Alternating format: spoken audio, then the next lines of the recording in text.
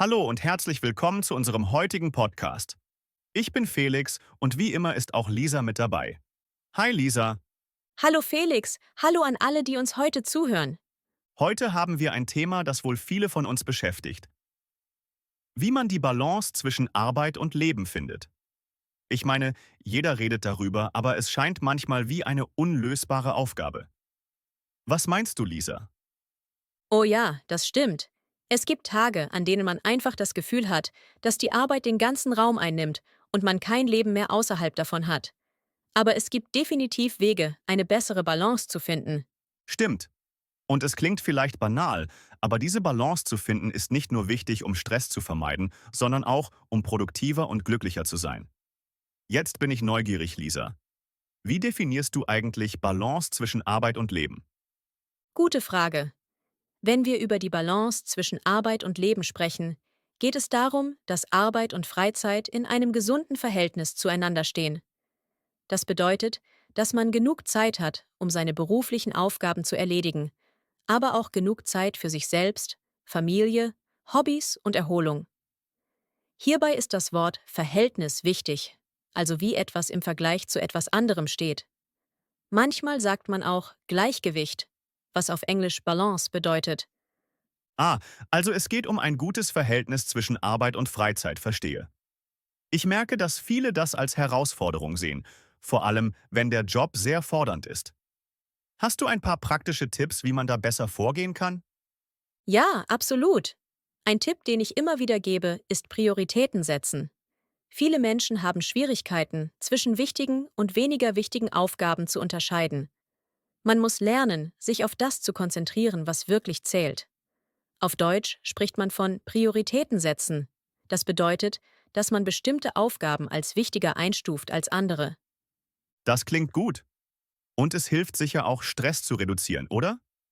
Ich meine, wenn man weiß, was am wichtigsten ist, hat man weniger das Gefühl, dass alles auf einmal erledigt werden muss. Genau. Wenn man seine Prioritäten richtig setzt, kann man Stress abbauen. Denn oft entsteht Stress dadurch, dass wir zu viel auf einmal machen wollen. Ein weiterer wichtiger Punkt ist, klare Grenzen zwischen Arbeit und Freizeit zu ziehen.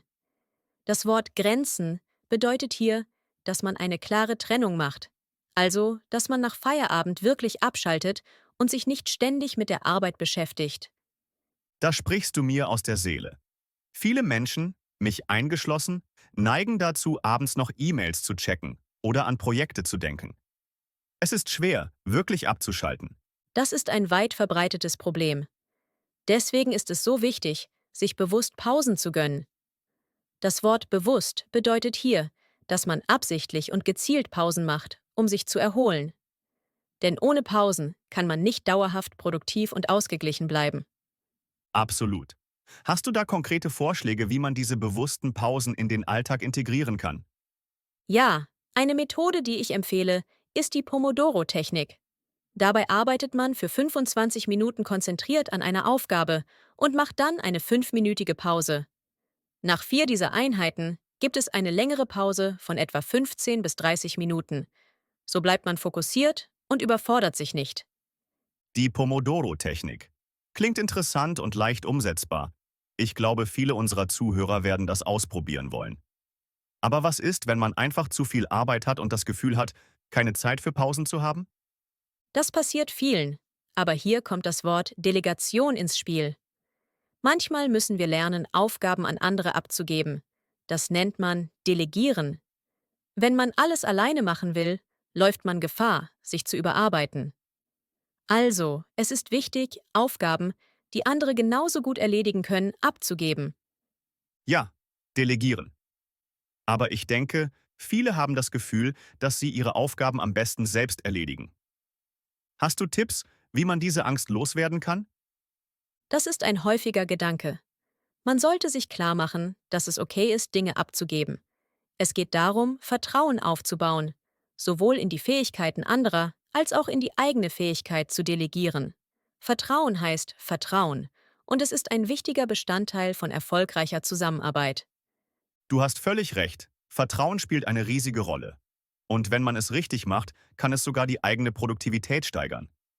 Aber Lisa, ich frage mich, was mit den Menschen ist, die sich bei der Arbeit total verausgaben, weil sie das Gefühl haben, immer 150% geben zu müssen? Da sprichst du einen wichtigen Punkt an. Manchmal müssen wir uns auch mit Perfektionismus auseinandersetzen. Perfektionismus bedeutet, dass man alles perfekt machen will und oft denkt, dass das eigene Bestes nie gut genug ist. Das ist eine Falle, in die viele Menschen tappen. Es ist wichtig, sich selbst klarzumachen, dass gut genug oft besser ist als perfekt. Das Wort Perfektionismus kann also zu übermäßigem Druck führen. Ja, der Perfektionismus. Ich habe das Gefühl, dass viele Leute darunter leiden, besonders in der heutigen schnelllebigen Welt. Hast du Tipps, wie man diesen Perfektionismus etwas loslassen kann?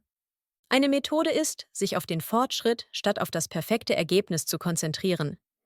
Es geht darum, kleine Schritte zu machen und sich über das zu freuen, was man erreicht hat, anstatt sich ständig auf das zu fokussieren, was noch besser sein könnte. Das nennt man Fortschrittsdenken.